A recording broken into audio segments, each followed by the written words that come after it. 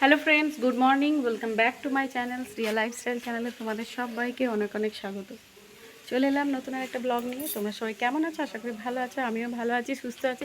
আর দেখো এত রোদ দিয়েছে, আমি তাকাতে পারছি না শুদ্ধ ফোনটার দিকে। তো এই যে দেখো, প্রচণ্ড রোদ দিচ্ছে, কিচ্ছু মানে দেখা যাচ্ছে না। তো যাই হোক, চলো ভিডিওটা তোমরা পুরোটা দেখো, ভিডিওটা স্কিপ না করে। আশা করি তোমাদের দেখতে ভালো লাগবে। তো চলো, আমি এখন কি করছি সেটাও তোমাদেরকে দেখাই।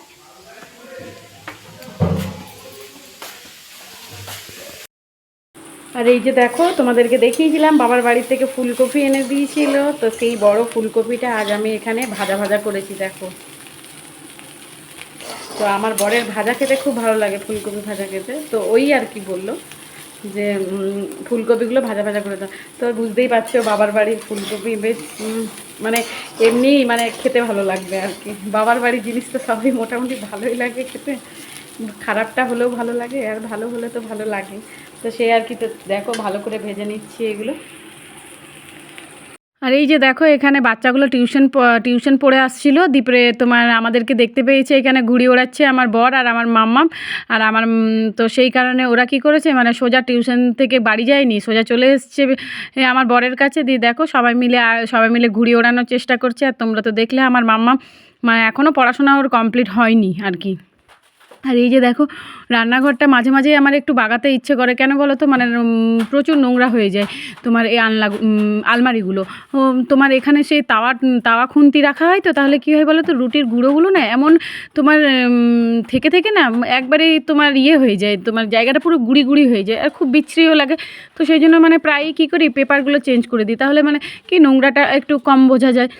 আর কি বলো তো, এখন কোনো কাজ নেই, বড় তোমার খেয়ে দেয়ে স্কুল চলে গেল, ও আর মাম্মামকেও খাওয়ানো হয়ে গেছে, সেরকম কোনো কাজ নেই এখন। তো তার জন্য আমি ভাবলাম কি যে একটু রান্নাঘরের আলমারির তাকগুলো একটু করে বাগিয়ে নিলে কি হয় কি, মানে মোটামুটি দেখতেও ভালো লাগে।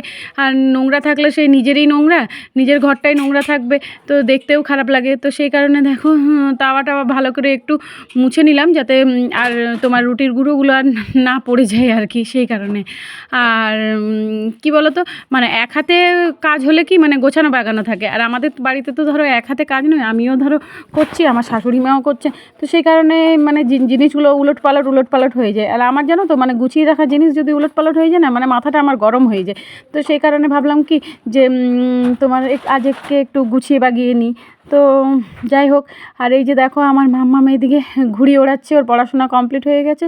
তো এখন দেখো, কোনো কাজ নেই, আর আজকে বেশ একটু হাওয়া দিচ্ছে, তো সেই কারণে ও কী করছে, এখন ঘুড়ি ওড়াচ্ছে। মানে কোনো সঙ্গী সাথী নেই, তো সেই জন্য ও একাই কী করে বলো তো, একাই তোমার ঘুড়ি ওড়ায়। তো কত আর বাচ্চাকে তুমি আটকে রাখবে, তো সেই কারণে ও ঘুড়ি ওড়াতে থাকে। তো বলি হ্যাঁ, সামনের জায়গাটাতে তুই ঘুড়ি ওড়া। আর এই যে আমাদের মহারাজা, তো দেখেছো এ মানে সবসময় কী করে বলো তো, চেয়ারগুলোকে উল্টে দেয়, প্লাস্টিকের চেয়ারগুলোকে। তো এইটা এখন পেয়েছে কাঠের চেয়ার, তো অনেক চেষ্টা করছে উল্টানোর, কিন্তু আর উল্টাতে পারছে না। ও বুঝতেই পারছে না চেয়ারটা তো অনেক ভারী। আর এই যে দেখো, আমার শাশুড়ি মা ওকে কত সেই কী বলে গুলু পাথর, জানো আমরা যে ছোটোবেলায়, মানে এই গুলু পাথরগুলো দেখে আমাদের ছোটোবেলাকার কথা মনে পড়ে গেল। ছোটোবেলায় আমরা কতই না খেলেছি এই গুলু পাথর নিয়ে। এখন একটু বাজার দিকে গেছে, বাজারে বলতে একটু দরকারি কাজ আছে, সেই জন্য বাজার দিকে গেছে। তো এখন 12:30 বাজছে, তো তাই জন্য আমি আমার শ্বশুরমশাইয়ের জন্য রুটি করে নিচ্ছি।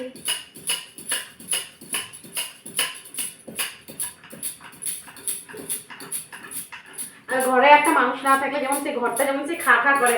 আমার বর নেই, আমার শাশুড়ি মা নেই তো এখন বাড়িতে, তো যেমন কি মনে হচ্ছে বাড়িতে কেউ নেই। আর আমার শ্বশুরমশাই শুয়ে আছে, কি জানি শরীরটা মনে হয় ভালো নেই, তার জন্য শুয়ে আছে, অনেকক্ষণ বাইরে বসছিল তো, তো সেই কারণে আর কি এখন শুয়ে আছে একটু। তো রান্না সে অনেকক্ষণ হয়ে গেছে, তো ভাবলাম রুটিগুলো করে দিই। আমার শাশুড়ি মা আটাটা মেখে দিয়ে গেছিলো, তো সেই কারণে আর কি রুটিটা ভাবলাম যে একটু তাড়াতাড়ি করে দিই। এখন 12:30 বাজছে ঠিকই, তাহলে 12:40 আমার শ্বশুরমশাইকে খেতে দেবো। তো চলো আমি রুটিগুলো করে নিই, তারপরে তোমাদের সাথে দেখা হচ্ছে। আর দেখো খাওয়া দাওয়া করে আমি, মেজদি ভাই, আমার মাম্মাম আর মেজদি ভাইয়ের ছেলে আমরা 4 জন মিলে চলে এসেছি খামারের ভেতর। আসলে খামারে আসার উদ্দেশ্য ছিল না, উদ্দেশ্য ছিল আমাদের মানে একটু এইদিকে হাঁটতে আসা। তো সেই জন্য বাড়ি মানে আমাদের বাড়ি পথ দিয়ে এসেছি। আর আমাদের তো আমরা বাইরের দিক থেকে প্রথমে বাড়িটা আমাদের উঁকি মারছিলাম। বাড়িটা দেখতে দেখতে হঠাৎ আমরা খামারের মধ্যে এরা ঢুকে পড়েছে। তো এই যে দেখো, আর আমার বর এখন আখগুলো কেটে দিচ্ছে। তোমরা তো জানোই আমরা আখ খেতে খুবই ভালোবাসি। আর এই যে আমাদের দেখো খোকন সোনা কি সুন্দর খেলা করছে এখানে। দেখো সোজা চলে এলাম তোমাদের কাছে বিকেলে। তো দেখো বিকেলে তোমার মাম্মামকে দুধ বিস্কুট খাইয়ে এই যে তোমার মাম্মাম আমার সাইকেল নিয়ে বেরিয়ে গেছে। আর এই যে দেখছো তো একটা বাচ্চা ছেলে, এটা আমাদের গ্রামেরই একটা ছেলে। কিন্তু ওকে আমি যতবার বলছি যে ওঠ সাইকেলে, ওঠো, তুমি সাইকেলে চাপবে না, তো ও কি কথা বলছে জানো, বলছে আমার বাবা আমাকে হেলিকপ্টার কিনে দেবে। তো মানে দেখো বাচ্চাদের আজকাল মানে ওদের যেটা চাহিদা মানে সেটা ওরা বাবা মায়ের কাছে বললে মানে হ্যাঁ, বাবা মা যদি বলে দেয় যে হ্যাঁ ওটা কিনে দেবো, তো মানে বাচ্চারা ওতেই খুশি, দেখ আর না দেখ হ্যাঁ তার মানে কিনে দেবে। তো দেখো আমরা হাঁটতে বেরিয়ে গেছি। আর হাঁটার পথে মাম্মাম এখন নিম গাছ থেকে ওর পাপাকে বলছে নিম পাতা পেড়ে দিতে। তো দেখলেই তো তোমরা যে আমার বর ঝাঁপিয়ে ঝাঁপিয়ে ওকে নিম পাতা পেড়ে দিল, কিন্তু নিম পাতাগুলো এতটাই নোংরা যে তোমার ওকে আর দিল না।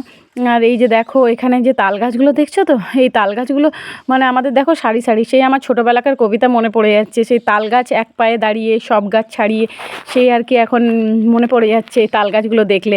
আর জানো তো আমার মামা বাড়ির ওখানেও কিন্তু এরকম সারি সারি খুব তাল গাছ। তো দেখো জলের মধ্যে এই তাল গাছের ছায়াটা পড়ছে, তো বেশ সুন্দর লাগছে দেখতে।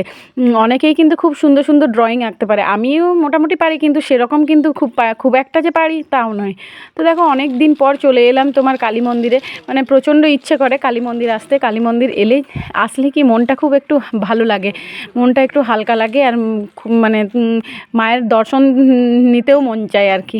তো আজ তো আমাবস্যা, তো সেই কারণে ভাবলাম যে চলো মায়ের মন্দিরে যেয়ে মাকে একটু প্রণাম করে আসি। দেখো মায়ের মিষ্টি মুখটা দেখলে যেন সব দুঃখ কষ্ট যেন আমি ভুলে যাই। তো দেখো ও মায়ের মন্দিরে এলেই তোমার এখানে পুরোহিত ঠাকুরের সাথে প্রায়ই দেখা হয়। তো তোমরা তো দেখেছো যে আমি মাম্মামের জন্মদিনে এখানেই এসেছিলাম পুজো দেওয়াতে। আর এই যে দেখো আমাদের যিনি পুজো করেন বাড়িতে, ওনার সাথে দেখা হয়ে গেল। আর উনি তোমার এখানে পুজো করেন, সেই কারণে আজকে ওনার আসা। আর আমাদের গ্রামে একটা বাৎসরিকও ছিল আজকে আর কি। তো সেই কারণে তোমার উনি এসেছিলেন। আর এখানে পুজোটা উনিই করেন। আর এই যে দেখো এখানে তো আমাদের প্রতি অমাবস্যায় খিচুড়ি হয়। তো সেই কারণে দেখো এখানে খিচুড়ি তৈরি হচ্ছে মানে আর কি তোমার আর কয়েক ঘন্টার মধ্যেই আর কি এখানে খিচুড়ি ভোগ খাওয়ানো হবে। তো বেশ খুবই ভালো লাগে খেতে, কিন্তু কি বলো তো মানে শীতকালের জন্য আমার আশা হয় না। আর এই যে দেখো এখানে তরকারিটা পুরো রেডি হয়ে গেছে। আর ঠাকুরের ভোগ তো যেমনই হোক না কেন খেতে কিন্তু দারুণ টেস্টি লাগে।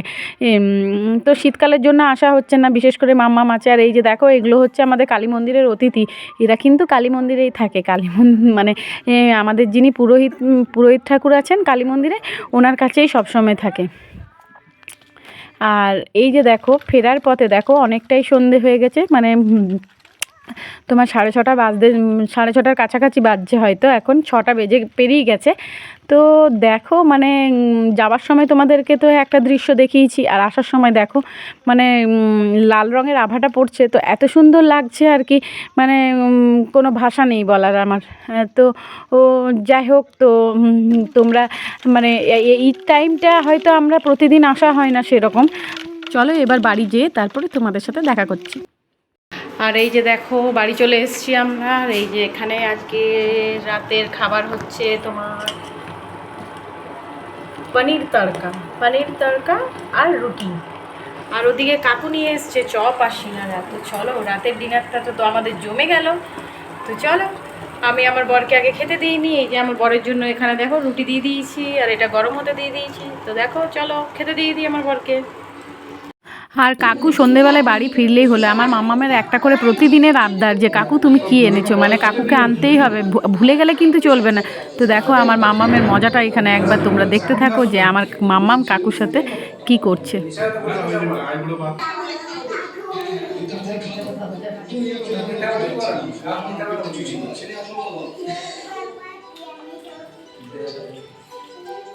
তোমাদের অদ্ভুত লাগেনি এভাবে থালা সাজাতে? একটা মানুষের জন্য দুবার করে সেই একই জিনিস যেটা আগে হয়ে গেছে, এই এক জিনিস রিপিট করার পরে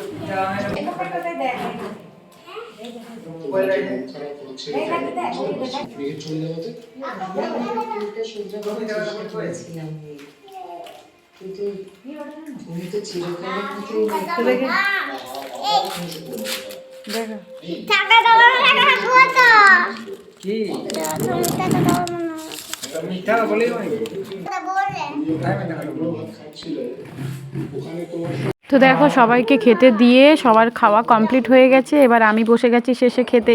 আর এই যে দেখো সিঙ্গাড়া নিয়ে নিয়েছি, আমার প্রিয় খাবার সিঙ্গাড়া, মানে চপ সিঙ্গাড়ার মধ্যে সব থেকে বেশি ভালো লাগে আমার সিঙ্গাড়াটাই খেতে। আর দেখতে পাচ্ছ তো কত বড় রসগোল্লাটা বাটির মধ্যে যেন উকি দিচ্ছে। তো যাই হোক চলো আমি খেয়ে নিই, আর তোমরা দেখতে থাকো। ভিডিওটা যদি ভালো লাগে তাহলে লাইক কমেন্ট শেয়ার করে আমার পাশে থেকো।